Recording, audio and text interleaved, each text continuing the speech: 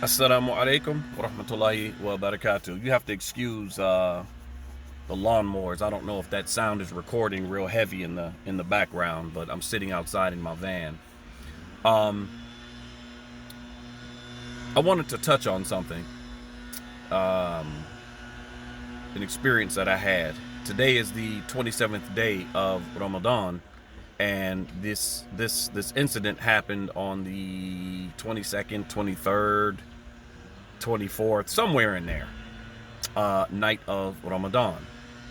So let me sort of preface what I'm going to say with this. I was with a brother the other night, an old head brother, and we often talk about the benefits of education, and we talk about the black community, and we talk about the Salafi community and the Muslim community and infrastructure and how to fix it and what's going on and what we should be doing, pros and cons, good and bad. We talk about all that. So this dude is blowing grass over here. I apologize if it's too loud. Let me roll this window up. So the other day I was having a conversation with this brother, and the conversation, or the topic of the influx of immigrants from Uzbekistan, came up. And he was telling me, he said, you know something? A lot of these Uzbek brothers are truckers. Like they do a lot with trucking. Like they have trucking businesses and companies, and they hire their own people, and all of that. And again, we're talking about infrastructure. There's creating a situation of being self-sustaining, self-supportive. They're creating the opportunity to be economically independent, right? And to be able to pass down generational wealth. These people are fresh from Uzbekistan, right? The ones that I've talked to, their English is not too good, their Arabic is not too good, but they speak their mother tongue. With that said, the other day, it's time for Salat al-Isha.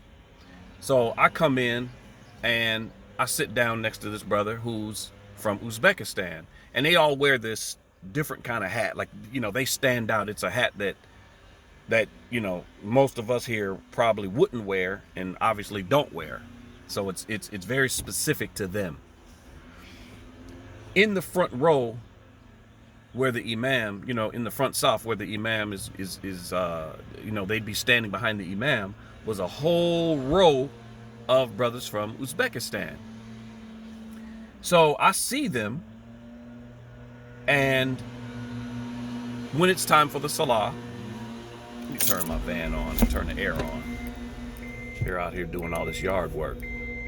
Excuse me. All right.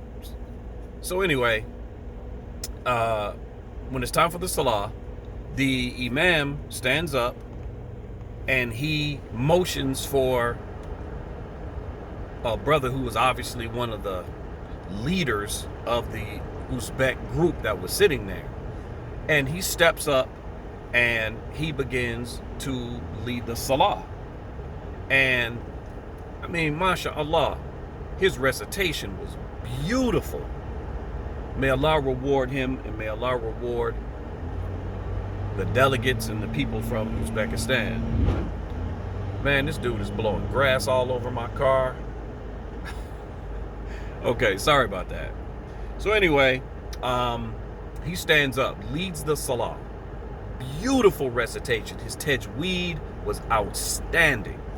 It was really, really, really nice to hear it. I really, really loved it. After the salah, everyone sat down, and the brother next to me, he taps me on the shoulder, because earlier I had mentioned he had a really nice pinky ring on. And he asked me, he said, well, do you want it? I said, no, I don't want it. I'm just complimenting you on it. He said, okay. So after the salah, we were sitting there, and the imam began to give these Uzbek brothers praise. apparently they were a delegation from Uzbekistan, right? And what they were doing was they were fundraising to build a masjid, a sizable masjid, for the people of, of the Uzbek nation that were here in America.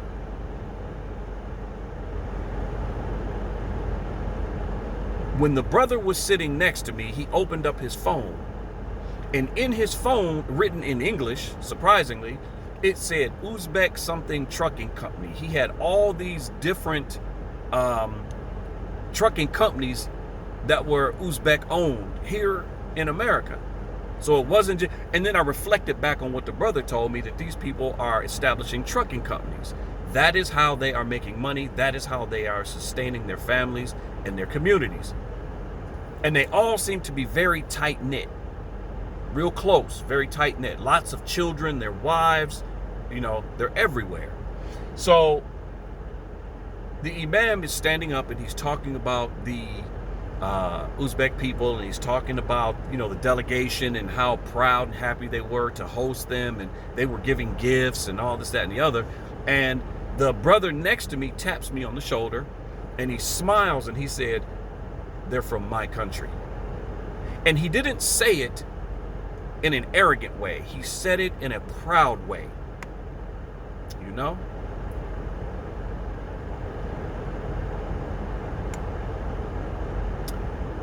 They had gone to 3 or 4 different states: New York, Virginia. They came to Cincinnati. They were going to Chicago and somewhere else. And they had pulled all their resources, came up with over $2 million. And they had already bought the land. And the brother broke out his phone and he started showing me pictures. They had already purchased land, had already broke ground for this masjid, this Uzbek masjid.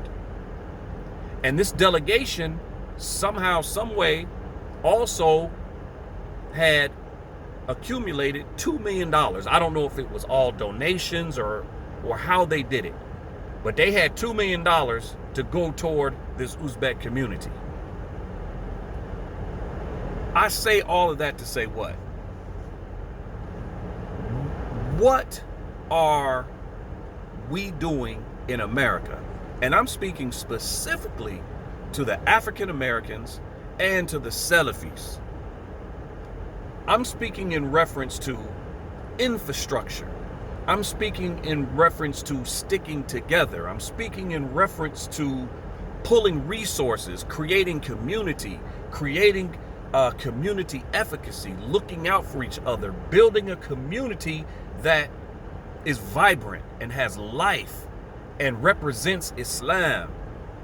What are we doing? Why can these people come from another country, barely speak English, and they can do it foot on the ground, boots on the ground, running? What are they doing that we here are not doing? Now, there's a lot of issues to compartmentalize and to uncover, to sort of delve into, especially amongst the African Americans. There's a whole cultural aspect. There's a whole cultural connection, and having a connection to a landmass other than America, having a culture, having a language, having cuisine, having style of dress, having community norms, cultural and ethnic norms that are specific to you and your people, that creates a pride.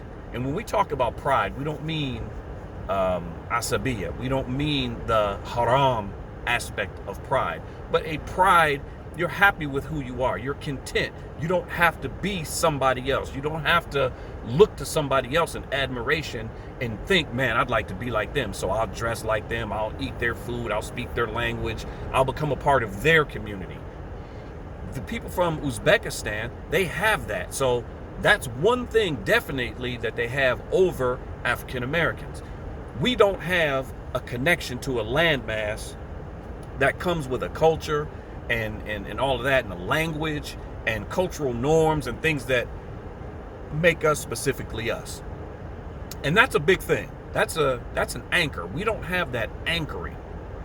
You can't tell a brother from Uzbekistan that his language and his culture is not good or not his, or try to make him into something else. Whereas with African Americans, because we don't have that cultural connection and a landmass, we sort of blow in the wind, and whoever we tend to attach ourselves to, that's who we sort of imitate. But that being said, and that to the side, the indigenous Muslims and the indigenous Salafi community, we are failing miserably. We're failing. Where are our schools? These brothers are building a masjid from the ground. They bought the land. It's theirs. They're not renting it. It's not in some dilapidated urban area. They bought nice land a little bit further out. They broke ground and they're building it.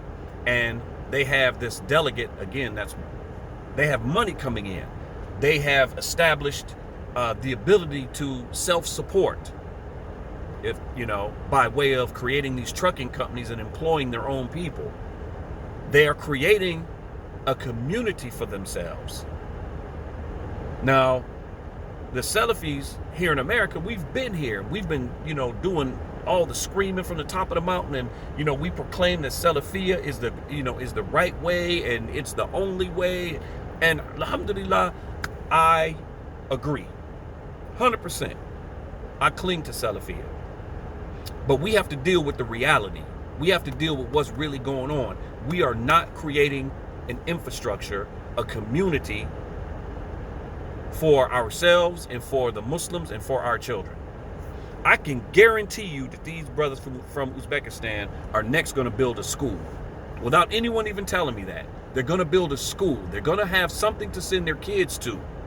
We're still sending our kids to the public school with the kuffar, wondering why they're involved in drugs and gangs and listening to stupid hip-hop music and Cardi B and all that other nonsense.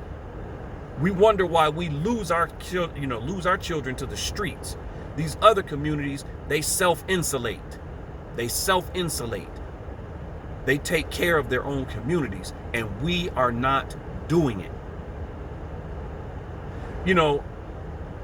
When they were talking about the plans for the community and the masjid and all things they wanted to do, man, it almost brought a tear to my eye.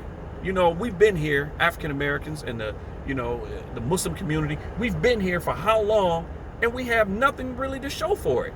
We have a school here or a school there, or, sprinkled here or there, but we don't have we're not a collective force to be reckoned with. People will gravitate towards success. People will gravitate towards success. This is a part of the general nature of people. They gravitate towards success. Where are the majority of the Salafi masajid in the U.S.? In the hood. Keeping it 100. It's in the hood. And the majority of the indigenous Salafi community are African Americans. So this is why my topic is sort of geared toward them. All of our talab al-ilm, our students of knowledge, our ulama, we have to begin to pool resources. We have to work on education. We have to work on economics. We have to find ways to pool our resources and create for the Muslim Ummah here in America healthy communities. These brothers from Uzbekistan been here 15 minutes. They're already building a big masjid for them, for their people, to be comfortable, to be themselves. Now, that's not to exclude anybody. I guarantee you, if I walked in there, it wouldn't be a problem. So I'm not speaking to the exclusion of others, but I'm talking, or speaking in reference to infrastructure, creating community for your people. Why is this so hard to understand? And it's not haram, and I'm not calling to exclude anybody, but ain't nobody gonna love me like me. If you understand this analogy, ain't nobody gonna love me like me. Nobody's gonna take care of the Muslims in America like the Muslims in America. We can't stand there with our hand out, begging and hoping and attaching ourselves to everybody else, hoping that, you know, it'll trickle down to us. Kind of like trickle down economics, if you understand that. We can't sit and wait for stuff to trickle down. We have to grab the bull by the horns and start taking responsibility for our communities. And our leaders and our students of knowledge, they need to lead this. Because you have the Islamic knowledge. You have the Islamic knowledge to guide. Islam is not relegated to just the spiritual aspect. Islam covers all aspects of the human reality.